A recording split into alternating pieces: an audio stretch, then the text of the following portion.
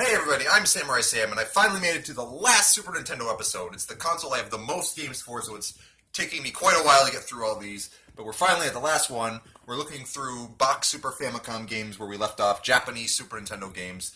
So let's keep going. We have here Front Mission. This is a Squaresoft strategy RPG, mech-focused. Like, you have characters that get in these big mechs, these big machines, and they have all kinds of weapons and stuff. And, like there's different parts of the mechs, so like you can attack like certain parts of your enemy mechs and stuff, and there's all kinds of like ways you can. It's complicated. I haven't properly played the game myself yet, despite having this game like forever. This game also came out in America on the Nintendo DS many years later, and I also have that. I'll play that someday. So yeah, that's Front Mission, and then we have Front Mission Gun Hazard. Now this is actually not a sequel in the same vein as the first game. This is more of like a spin-off, and it's like a side-scrolling action game rather than a strategy game. It's very different, and plays kind of like Cybernator, which I showed off in a previous episode. And I've heard this game is really, really, really good. I have to play it at some point. There's just so many games to play. This game does have an English patch. Both of those games do. Most of these games that I'm showing you here have an English patch, at least the RPGs anyway. Otherwise, either they have one or they will have one. I don't typically get like RPGs that don't have an English patch either available or that's coming some point down the road. So here's one of my favorite Super Famicom games. This is Fushigi no Dungeon 2, Mystery Dungeon 2, Shiren the Wanderer. This is the first game in this series was actually featured a character from Dragon Quest IV, Tornico, and this one has a completely original character starring in other characters around him. So this is a game from Chunsoft, and it started the very popular Mystery Dungeon series, which has like 1 billion games in Japan. We get a few over here, but not too many. The one you've most likely heard of would be Pokemon Mystery Dungeon.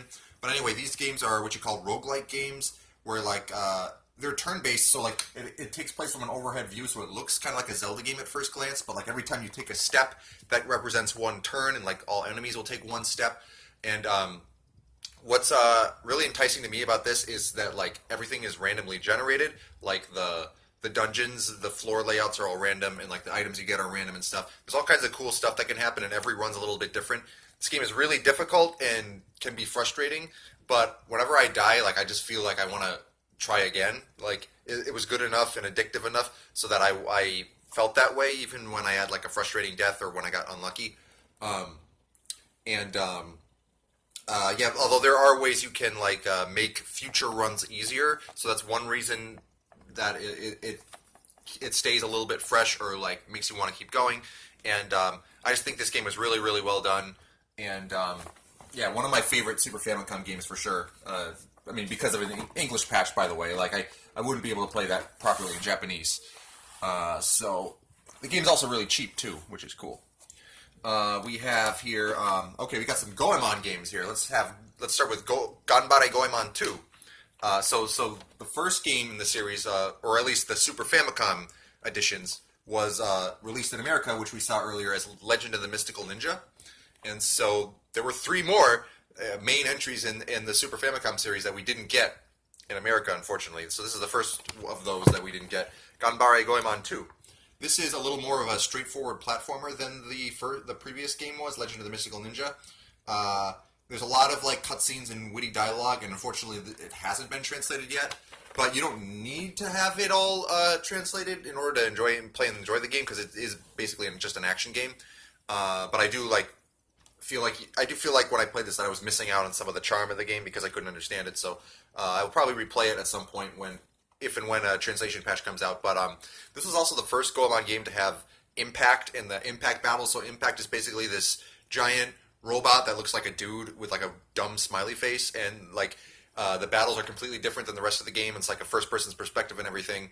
And so those who have played like the Goemon games on N64 that were released in America know what I'm talking about, and it originated with this game. Fun fact. Yeah, it's a good game, but I feel like I will have to experience it again once I can in English. And I know people have been working on a patch for it in the past, and I don't know what the progress of that is at this time, but I hope that it does happen. Then we have Ganbare Goemon 3. This yet again changes up the formula. This is more of like a top-down adventure game. I want to say Zelda, but it's probably quite different than Zelda. Yeah, it looks like more fun Goemon stuff. And I'm just kind of hesitant to play this one right now because there's no English patch, and I feel like it's probably a little more important for this game than the rest of the games. And even if you can play the game without it, you are missing out on humor. So, and stuff like that. So, someday I hope to play this game in English. If not, maybe I will eventually play it in Japanese. And then the fourth one, Ganbare Goemon Kira Kira Docho, if I'm pronouncing that right. It's like sparkling something, I don't remember what. But I think this probably is considered generally like the best of the Super Famicom Goemon games by most people. It's a very big cartridge, like it's one of the larger non-RPG Super Nintendo cartridges out there, I believe. And it's like a beat 'em up, and it has like mini games too. And like it looks like a game where they like really put a lot of love into it. Like there's a lot of nice graphics and personality and stuff in this game. And there's like some mini games too that you can play with up to 4 players, which is kind of neat. So at some point I want to play this game, but again, I'd rather play it in English. So I'm kind of putting it on the back burner for now, hoping that somebody makes a patch someday. So here's a game I have played all the way through. This is Gunpul, Gunman's Proof. So this game is came out very late in the Super Nintendo lifestyle. Like N64 was already out, I believe. So that's a large part of the reason why that didn't come here, I'm sure. But yeah, this game is interesting because it's like it really like shamelessly rips off Link to the Past, Zelda Link to the Past, to the point where like some of the graphics look like they were just ripped directly out of Link to the Past. That being said, the game as a whole isn't just like a Link to the Past ripoff. Like you shoot a gun, for example, and it kind of reminded me of Earthbound a little bit in the terms of like the way the characters looked and like kind of the quirkiness of it. And it's a fun game. It's not like the one of the best games on the Super Famicom, but it's a lot of good humor in this game and charm. And gameplay's pretty good. Not like the best, but not as good as Link to the Past. But if you enjoy Link to the Past, you'll probably enjoy this too. And I say it's definitely worth playing. There is an English patch, so yay for that. Let me put these back.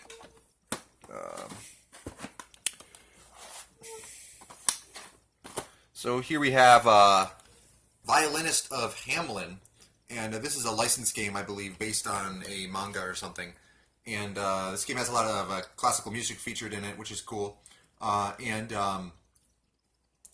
is a side-scrolling like action game, and one of the gameplay quirks of it is that like you can obtain like transformations into like different animals and stuff, if I remember right. And it's pretty cool. A lot of people like really praise this game. I played it like once, like not all the way through, like for a while, and I thought it was good, but like at that time I didn't feel like going through with it even more. One flaw seems to be, from what I can tell, there's no like save or password system, which is kind of disappointing because I feel like this game could use that. But yeah, it definitely seems like a good quality game. Let's see, put that there. So here we have Onkku Hero by Squaresoft. This is actually a whole series, I believe. And I can't say too much about this game. I think it's some kind of like a strategy game. Looks like it's very quirky and silly. I do know that like one of the Onkku Heroes on the PS2 like has music from other Squaresoft games in it, like almost like as a parody. And unfortunately, there's no English patch for this one at this time. Part of the reason why I got it is because I wanted to have all the Squaresoft Super Famicom and Super Nintendo games. And it was really cheap. Like, a lot of the reason why I have a lot of these games is just because a lot of them were cheap, and I got, like, combined shipping. So, if this was expensive, I probably wouldn't have it, but it's not. And I'm hoping someday it does get patched so that I can properly enjoy it. Here we have Glory of Herakles 3, or Herakles, I don't know how to pronounce it. How does the Japanese box pronounce it? Yeah, the Japanese box kind of spells it out as Herakles, or Herakles. So this is a RPG much like in the gameplay style of Dragon Quest, but obviously with like an ancient Greek sort of theme with Greek gods and stuff. This is a whole series, as you can tell. I mean, this is the third one. The first two are on Famicom. There have been sequels, like one of the sequels on DS we got in America. I can't say too much about it. Again, this one was really cheap. There is an English patch, so I will try it at some point. And then here we have Glory of Herakles 4, which kind of the same song and dance. I can't say too much about it, or like what sets this one apart from number 3. because I just don't have the experience. But there is a patch. Like I do like the soundtracks to both of these games. You're gonna hear me saying that a lot still. Again, like nice cheap games that I picked up that I do want to spend some time with later. Here's I believe this is no, not quite the latest, but one of the absolute latest Super Famicom games I have bought is Ihatobe Monogatari. Like Monogatari means beginning, I think, if I remember right. No, wait. No, it's like a story. The story of Ihatobe. That's what it is. Hajimari is beginning. Okay. So this game is really unique, kind of a genre-defying game. I want to say this is kind of like a adventure game, but like you move around kind of like Zelda, but I don't think like combat and dungeons are really a part of it. I think this is more like story-driven or something like that. The English patch for this came out like fairly recently, and before that I didn't really know anything about it. Like I'm not sure if I even heard of it, but like it kind of created a little buzz when the patch came out, and it seems like a pretty cool game. So I definitely want to spend time with it at some point. I just haven't yet. I just bought this fairly recently. So nice little quirky art style too, by the way, very unique. So Ihatobe Monogatari. Here is Jikyo Oshaberi Parodius. This is the fourth Parodius game in the series, and after the one on MSX, and then Proteus Da, and then Gokujo Parodius, and now this one. And this game is unique because it was designed from the ground up for Super Famicom, rather than being an arcade conversion. It's actually, the one on MSX was not an arcade conversion either, but like the previous two Proteus games had been arcade conversions, and this one is not. And so that's really cool. So they kind of tailored it a little bit more to the home console experience, and that's great. One thing I will say about this, though, is that a year later they remade this on PlayStation and Sega Saturn, and those really are the better versions of this, the Sega Saturn version especially. But that being said, they did change a lot of stuff in like the Super Nintendo, the remakes. So there is still like merit to playing the Super Famicom version, because just some things are different. And so I actually haven't really spent a lot of time with the Super Famicom version yet, and I will at some point. But if it still has like some issues with slowdown, as you expect from Super Nintendo shoot 'em ups, which is unfortunate. If you're only going to go with one version of Jikyo Parodius, I would go with the Saturn version. But this version is not bad either. Here we have Jungle no Uja Tarchan. This is a licensed game based on a Shonen Jump manga, actually, I believe, and kind of like a Tarzan parody. And main reason I got this was actually because of a Let's Player, Zeta Plays, who played this game randomly in part of his quest to like play every single Super Nintendo, Genesis, and NES game ever released, and it was really a funny and quirky game, and it is. And it's quite amusing. It's not like a great game. The controls are kind of stiff, although that might be kind of purposeful. But it's really silly. It's got funny graphics and sound clips and stuff like that. It's not like something I would recommend someone looking for like a really refined, high quality gaming experience. But as for me, I just enjoy the humor and quirkiness is enough for me to enjoy it. Plus the connection to Zeta Plays, kind of the significance it has on his channel. Here we have a game I got for practically nothing. Jutei Senki. Senki is a war, I believe, of some kind. But anyway, is it? Wait, did you just say something? Yeah, I'm not sure. But this game is like a strategy game. I don't think it's so much RPG-ish. I could be wrong on that. But definitely a strategy game. And I think like you use primarily mechs, like armies and mechs and stuff. Like the soundtrack to this one. I've heard it's really challenging. But I haven't played it a lot myself. Again, I got it for like dirt cheap. So it's like one of those like, yeah, I'm totally grabbing that. And I might play it years down the road. That is totally fine with me, though. Now we have... This is the latest Super Famicom game I have bought. And that is... Oh, I'm not going to really be able to pronounce the name right. But something binman 0. This is part of a series, I believe, that started on like the TurboGrafx. And this was released on the Satellaview, which was an accessory for the Super Nintendo only in Japan, where you could like download digital copies of games onto like your device, which we never got here. And it's really cool. now the cool thing is, all these years later, the game got an official cartridge release, which I'm holding right here in my hand, like literally like 2 years ago, like 2017, by I guess the legal makers of the game or whatever distributed it, and I thought that was really cool, and a cool way to preserve this game that otherwise wasn't released physically. Anyway, this is an action game, like a side-scrolling action game. I want to say kind of in the vein of Gunstar Heroes, like action platformer kind of stuff, and you can play with up to 2 players at a time, and it seems like a really cool game. And I haven't played it a lot, but I've heard good things, and I'm glad to own it. Probably I'll fire it up when I have a friend over or something, and we will have a good time. Here we have Keeper, and this game was planned for a U.S. release under the name, I think it was Cyber Slider. It was planned and like appeared in magazines and stuff, and like they replaced the cutesy characters with robots, but unfortunately that never came to be. This is a fun little puzzle game where you control these little cute creatures walking around the stage, and you're trying to slide blocks around and match them up based on either color, shape, or both. And there's a couple different modes you can play, some multiplayer modes. It's a good 2-player game, and like you can try and solve puzzles slowly, or like try and deal with like a bunch of pieces, like, you know, one of those play until you die kind of things. And yeah, good fun, kind of unique game, well worth owning in the Super Famicom library.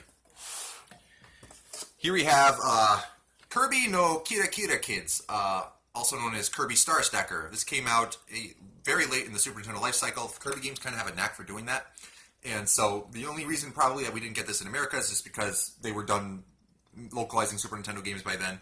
This game is actually pretty rare, and I got really lucky getting it for much lower than market value years ago because there was a typo in the eBay listing, and that helped me to get it for cheap. And basically, this game, we did get this game in America on the Game Boy, so this is a remake of that.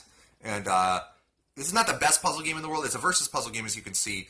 Basically, you drop down animals from the Kirby universe along with blocks, and you kind of want to like line up the animals that match and like make chains and combos and stuff. And it's pretty cool. It's not like, it doesn't replace like Tetris Attack for me and stuff. It's probably not like as good as stuff like Puyo Puyo, but you know, it's got that Kirby charm to it. Good music and graphics and stuff, and I am glad to own it. Here we have one of the most questionably titled games. We got Lady Stalker. This is actually a sequel to a game we did get in America for the Sega Genesis that we saw in a previous episode called Land Stalker. So, like, the main character is named Lady. So, basically, they could have called it Lady the Stalker or something like that, I suppose, to make it more appropriate. But basically, this is like an isometric, kind of like a Zelda game, but like with more platforming elements. And yeah, I already talked a little bit about Landstalker in a previous episode, so I believe it's mostly like that game. I don't know what the distinctions are, but there is an English patch that is in the works for this, that it has been for quite some time, and I'm not sure exactly when it's going to come out, but I look forward to playing this game when that happens. The game seems to have a very good sense of humor, like the opening cutscene is quite humorous and such. I look forward to playing that someday. Here we have Last Bible 3. I believe the first 2 were on Game Boy. The game we got on Game Boy called Revelations of the Demon Slayer, I believe, was like the first one. But anyway, this is an RPG from like the Shin Megami Tensei people, and I can't say too much about it. I like the soundtrack. I've said that so many times. But yeah, RPGs were all the rage back then. And so there were so many of them for Super Famicom, it's like hard to keep track of them all. This is one of them. I'll try it someday and see how I think. See what I think of it. Here we have Lenus 2. This is the sequel to the game we got in America called Paladins Quest. And this is an RPG from Enix. And this game takes Paladins Quest, and it's just like, it does like the stuff that Paladins Quest tried to do, but just does it in a way that's so much more polished. Yeah, supposedly this game is very, very good, but I just, have to get around to it. There's so many games to play, and I still need to play the original Paladins Quest at some point. And so my more detailed thoughts on Lenus 2 are, unfortunately, still to come. Here we have Live Alive from Squaresoft for Super Famicom. This game I have played all the way through. Very unique game. Basically, there's 7 different scenarios to play that are all very different from each other, and they're all in like different places in different time periods. And then at the very end, your characters all team up for like a last scenario, and then like you beat the game. And there's like all kinds of different endings and stuff. Gameplay style, it's like an RPG, but like with kind of a strategy twist. Kind of Kadelka comes to mind as a comparison. Yeah, some people really, really like this game, and I like a lot of things about it, but I didn't really feel like it was my cup of tea, per se. Like, a lot of parts of the game I just found a little frustrating, and like how was I supposed to really figure that out without a guide, stuff like that. But there's a lot about this game that I respect, so I do feel like it's like worth having in the collection. I enjoyed I was glad I had the experience of playing it in English and all that. I don't know, maybe I'll try it again someday, but yeah, it seems like it's not one of my own. It's never going to be like one of my absolute favorite Super Famicom RPGs. Here we have another fairly recent acquisition. Here we have Lode Runner Twin. So Lode Runner is a game you might have heard of. It was released. It was developed in America, but really caught on in Japan a lot more than anywhere else. Basically, it's kind of a Pac-Man-ish game where you go around a stage and you try to like avoid bad guys who are trying to like trap you and stuff. And like you can dig holes to trap them in and stuff. And it's cool. And I kind of wanted like one of the best Lode Runner games, and this seemed like really one of them. And one of the cool things about this game is that there's like a map so you can see where the enemies are at all times. One thing I don't like about, for example, NES Lode Runner is that you can't see the whole stage at once and see where the enemies are. That's really annoying to me. Here we have Madara 2. This is another RPG that has a translation patch that's in the works, but like, you know, kind of taking a long time just because, you know, people don't do it for money. It's for free, and so it's not like we can expect a release date or anything. But this is a sequel to a game that was on the Famicom. Seems like a really good game with it's got a great soundtrack. I've said that again. It's by Konami, it looks like, actually. So that's kind of cool. Someday I'll play it probably, but now is not the year. Here we have Maro Monogatari. So this is an RPG kind of in the same universe as Puyo Puyo. I believe Puyo Puyo took characters from this series, but like I think previous Maro Monogatari games were like first-person dungeon crawlers. This one's more like non-first person, like overhead RPG. But like you're playing as this little girl who's just trying to pass kindergarten, and so it's like just kind of cutesy and adorable. Maybe it's just for small children, but like I don't know. Like I'll try it myself and see what I think at some point. But like it seems like it has that kind of a simplistic battle system. Like I think you can't even like see how much HP or MP is left or something. But it's probably a pretty easy game too. So I don't know. We'll see what I think about it. There's an English patch. Here we have Mario Super Picross. This was the game that introduced me to Picross in general years ago. And so if you're not familiar with Picross, well, we've already talked about it a little bit on Game Boy episodes, but basically you have this grid, and the numbers along the sides kind of give you hints as to like where you have to chisel on the grid to make a picture, as seen here. And so this, I think, is the best Picross game I've ever played because like there's a lot of content. First of all, this game takes a long time to beat, and it gets very challenging, but in a way that's like not unfair as well. And there's a lot of gameplay here, and I really enjoyed this game. I think this is better than the Game Boy ones and like pretty much any other Picross that I've played. So definitely recommend it if Picross seems appealing to you. Here is Mario and Wario, a game that I'm aware of because of the trophy in Super Smash Bros. Melee. The bucket trophy, that is. So basically, this is a Super Nintendo mouse game where Mario is walking and trying to get to the end of the stage, but like he can't see where he's going. So you, as that fairy there, have to like guide him by hitting him to change his direction and stuff, and manipulating what's in front of him. And seems like a cool little action puzzly game. Game's like entirely in English, so it's kind of weird that it didn't come out in America. I think like low sales of the mouse or something like that is like what contributed to it. So unfortunately we never got that. Oh, here is quite the game to show off now. This is Marvelous. No, I'm trying to remember the Japanese subtitle, but in English it's Another Treasure Island. But anyway, this is a game by Nintendo, one of the least known Nintendo first-party games by a lot of the same people who worked on Link to the Past. This came out like when the N64 was already out, and I believe they previewed this in Nintendo Power even, but didn't come out here because of the late release time. But oh boy, is this game really, really good. This is like, it's kind of Zelda-ish, but more like on like the adventure elements and like less emphasis on action and more on like just puzzle solving. And it's just so much fun to play. Like The humor is top-notch. Characters are quirky and likable, and basically there's like a Lost Viking style of gameplay where you have 3 characters that all have different abilities, and you switch between them and utilize their powers to get through the stage. And it was just an absolute wonderful delight to play this game, and I probably will play it again someday. And I've seen the game get a little more attention. Like, I first noticed it like before there even was a patch for it, and so like back then it was super obscure. Now it's not quite as obscure, so I'm happy that more people are playing it now. Here we have Metal Max 2, which is based on... Wait, no. Yeah, Metal Max 2. This is like kind of a open-ended-ish RPG, I think, if I remember right. I haven't actually played it yet. But like it's about you're a dude with tanks, and like you customize your tanks and stuff, and like I think it's fairly non-linear as far as like where you go and what you do. And I can't say too much about it other than that. And then we have Metal Max Returns. And I believe this one is like a remake of Metal Max on the Famicom, if I remember right, with like, you know, nice 16-bit graphics and music and stuff. Yeah, these games have good soundtracks, believe it or not. You never would have guessed, right? But yeah, these are games I will try at some point. Actually, I want to say like Returns has an English patch, but 2 doesn't, if I remember right. I don't know if that changed, but I remember like one of them is currently already translated and the other one's not, if I remember right. Excuse me, I just knocked these over, so let me just... Should only take me a second here to put these back, and then we'll keep going. Gosh, I'm not making very good time here. I still have a lot of games to go. Oh, I have so much to say about Super Famicom. Darn. Monstania. I'll try to be a little quicker. So Monstania is a game I haven't really played much. It's like a strategy RPG. It's short. It's got great music and stuff, and looks like quirky characters, and you know, cool game.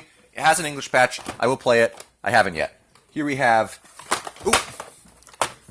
Mystic Arc. It's an RPG from Enix, and it's kind of like, it seems like it was kind of made in the same style of a game called Seventh Saga, which they also made for Super Nintendo. Good soundtrack. I haven't played it too much.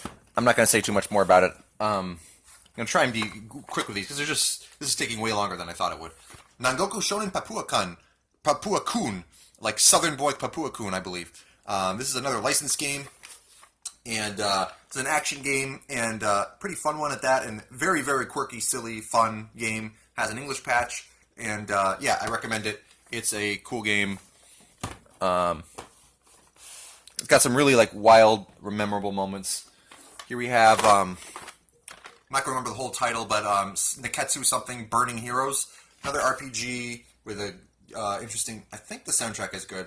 I don't remember exactly like any songs like off the top of my head, but I believe this is another one of those games that I got for cheap. Translated RPG. I will play it someday. I just haven't yet.